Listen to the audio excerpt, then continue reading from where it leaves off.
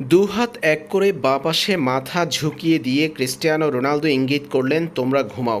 সতীর্থদের উপর ক্রিস্টিয়ানো রোনালদোর কেন এত রাগ?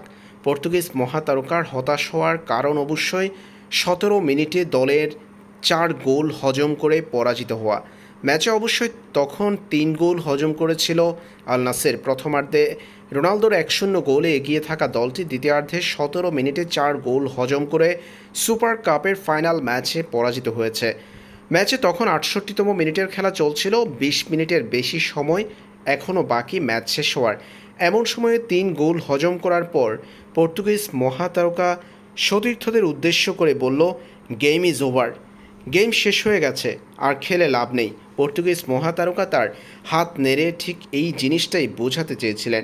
রোনালদোর এমন হতাশ হওয়া নিয়ে সমালোচনা হচ্ছে সামাজিক যোগাযোগ মাধ্যমে। অধিনায়ক হয়ে ম্যাচের ২০ মিনিটের বেশি সময় বাকি থাকতে এমন হতাশাজনক ইঙ্গিত দলকে মানসিকভাবে বিপর্যস্ত করেছে। অবশ্যই ম্যাচের প্রথমার্ধে ৪৪তম মিনিটে একটা গোল করেছিলেন রোনালদো। সেই গোলটা কেবল রোনালদোর ঝুলিতে একটা গোল হিসাবে যুক্ত হয়েছে, দলকে জিতাতে পারেনি। শেষ পর্যন্ত আল হিলালের কাছে পরাজিত হয়ে পর্তুগিজ মহাতারকা একরাশ হতাশা নিয়ে মাঠ ছাড়েন। মাঠ ছাড়ার আগে রোনালদোর এই কাণ্ড ভাইরাল সামাজিক যোগাযোগ মাধ্যমে।